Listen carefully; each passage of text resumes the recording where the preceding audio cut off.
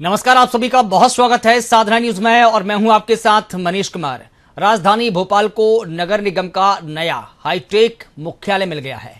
मुख्यमंत्री डॉक्टर मोहन यादव ने link road number 2 Tulsi Nagar स्थित नगर निगम के नए 8 मंजिला अत्याधुनिक मुख्यालय अटल भवन का लोकार्पण किया। करीब 43 करोड़ रुपए की लागत से तैयार यह ग्रीन बिल्डिंग अब नगर निगम की सभी प्रमुख सेवाओं और विभागों का केंद्रीकृत केंद्र बनेगी। देखिए खास रिपोर्ट।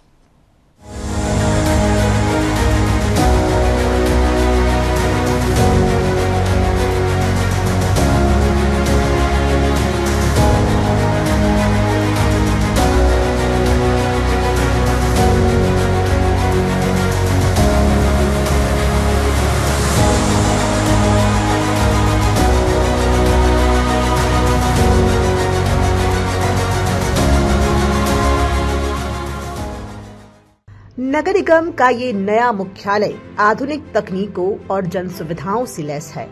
ग्राउंड फ्लोर पर बनाए गए जन सुविधा केंद्र में नागरिकों को टैक्स जमा करने, जन्म मृत्यु प्रमाण पत्र, विवाह पंजीयन और भवन अनुज्ञा जैसी सुविधाएं एक ही स्थान पर मिलेंगी।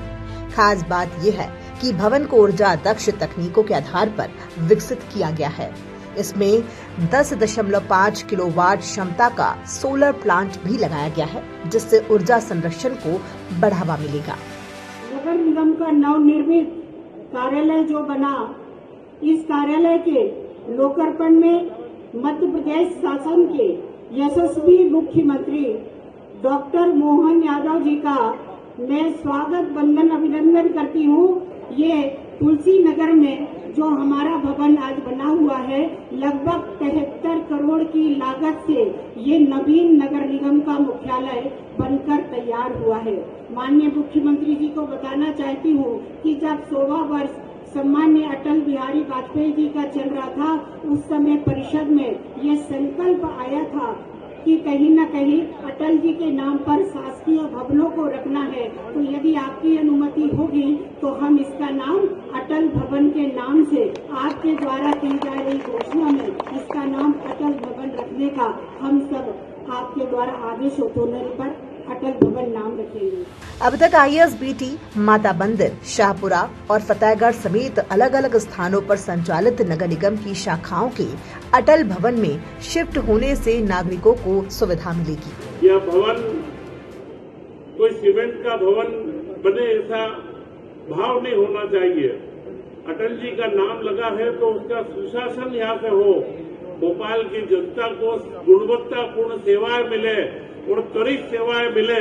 मुख्यमंत्री जी के मार्गदर्शन में आप देख रहे हैं कि आज मध्य प्रदेश में कोई भी कार्य हो, जिस गति से कार्य चल रहे हैं, आप और हम जब देखते हैं, अगर आप देखेंगे यहाँ से बेरागढ़ तक जाएंगे, इतनी जल्दी फ्लाईओवर का काम कि 6 माह के अंदर ऊपर के पिल्लर डलना चालू हो गए हों। अगर यह करिश्मा मध्य प्रदेश में हो रहा है तो एक गतिशील मुख्यमंत्री के नेतृत्व में हो रहा है और जिन्होंने एक दृष्टि बनाई है। मध्य प्रदेश में पहली बार एक चिंतन आया है कि हमारे नगर बड़े होते जा रहे हैं, औद्योगिकरण व व्यापारिक क्षेत्र बनते जा रहे हैं। मुख्यमंत्री डॉक्टर मोहन यादव ने कहा कि प्रदेश सरकार स्मार्ट और सुव्यवस्थित शहरी विकास के लिए लगातार काम कर रही है और अटल भवन इसी दिशा में एक महत्वपूर्ण कदम है। मुख्यमंत्री डॉक्टर मोहन यादव ने अटल भवन नगर निगम भोपाल के मुख्यालय लोकार्पण अवसर पर कई सौगातें दी। मुख्यमंत्री डॉक्टर मोहन यादव ने सिंगल क्लिक के माध्यम से करीब 45 करोड़ रुपए की लागत से नीमच में तैयार 10.5 मेगावाट क्षमता वाले सौर ऊर्जा प्लांट का लोकार्पण किया। इस परियोजना से प्रदेश में स्वच्छ और हरित ऊर्जा को बढ़ावा मिलेगा। इसके साथ ही मुख्यमंत्री ने नमस्ते योजना के अंतर्गत सफाई मित्रों को PPE किट वितरित की। इन किट्स में raincoat, full body dress, helmet, gloves, mask और रिफ्लेक्शन जैकेट शामिल हैं, जिससे सफाई कर्मियों की सुरक्षा और कार्य क्षमता को मजबूती मिलेगी।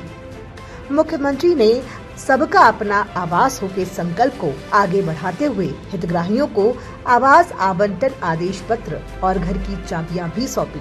इस दौरान श्रीमती लक्ष्मीबाई और काजल सचोरिया को आवास आवंटन पत्र प्रदान किए गए।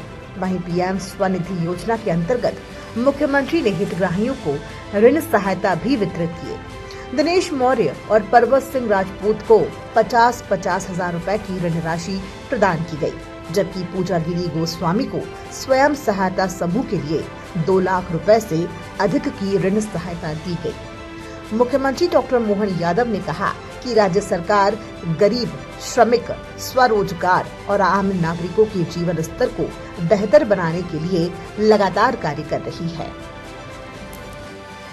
भोपाल की ग्रीन बिल्डिंग, क्लीन बिल्डिंग, कितने प्रकार की विशेषता बताई, मैं तो भूल ही गया। इतनी अच्छी बिल्डिंग और उस बिल्डिंग के साथ ये ऊर्जा बचाने का भी सोलर प्रोजेक्ट जो आपने जोड़ा, किसी भी नगर निगम, स्थानीय निकाय के लिए भविष्य की दृष्टि से काम के सुचारू और सफल संचालन के लिए भवन की आवश्यकता भी होती है और भवन के साथ ऊर्जा की आवश्यकता भी होती है। और ऊर्जा में हमारे लिए आज का दौर अब दुनिया के सामने फिर आकर्षित कर रहा है। जब भवन बनाओ तो अच्छी हवा प्रकाश हो, अच्छा सब प्रकार का प्रबंधन हो। गए जमाने जब पूरा मकान पैक कर लेते, बिल्कुल बारीक से बारीक छेद भी नहीं होना चाहिए, जो कैसा भगवान जाने कौन सी दुनिया में वो चल रहा था। लेकिन धीरे धीरे करके समझ में आ गए, अब ग्रीन एनर्जी का जमाना आ गया। ऊर्जा भी अब ग्रीन एनर्जी अर्थात जो प्राकृतिक रूप से ऊर्जा हो सकती, अनावश्यक पर्यावरण का नुकसान नहीं करे, इसलिए कोयला जला करके बिजली बनाने के बजाय अब दुनिया के अंदर भी आपकी इंडस्ट्री में कपड़ा बने, कोई कारखाने में काम चल रहा है, लेकिन अगर आपने बिजली कौन सी वापरी, इसका भी ध्यान रखने लग गए दुनिया के लोग। अगर ग्रीन एनर्जी है तो उसका अलग से रेट दे रहे हैं, उसकी अलग महत्ता दे रहे हैं। जोरदार अभिनंदन करो, ये भारतीय सनातन संस्कृति का भाव है जो समूची वसुधा को एक जीव मानता है। के गांव देवरी में 10.5 मेगावाट की 14 करोड़ के आपकी खुद की धनराशि और बाकी प्रबंधन करके पीपीपी मॉडल पर आपने जो अपनी बिजली से भी बचत करके नगर के विकास के लिए धनराशि बचाने का काम किया है। मैं सच में आपको बधाई देना चाह रहा हूं। इस कारण से भी जब बधाई देना तो जोरदार ताली बजा करके दे सकते हैं। देश के दुश्मनों से निपटने में भी भारत सरकार सक्षम है और इसी कारण से देश के किसी भी राज्य में कोई भी ऐसी घटना घटती है, सरकार के माध्यम से, मोदी जी के माध्यम से सेना हमारे दुश्मनों को उनके घर में घुस के मारती है। ऑपरेशन सिंदूर, बहनों के सिंदूर में हाथ डालने का परिणाम क्या होता है, ये दुनिया के सामने भारत ने दिखाया था। अत्याधुनिक टेक्नोलॉजी के बलबूते पर जिस प्रकार के प्रबंधन हुए, पाकिस्तान त्राहिमाम करते हुए वहाँ के राष्ट्रपति से लेके बड़े पदाधिकारी तक सब बंकर में छिपते फिरे।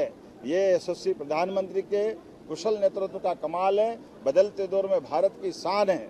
आज के इस अवसर पर मैं प्रदेशवासियों को, देशवासियों को बधाई देना चाहता हूँ, इस नाते से भी कि कुशल नेतृत्व में, सक्षम हाथों में देश भी सुरक्षित है और लोकतंत्र भी सुरक्षित है। मेरी अपनी ओर से बधाई।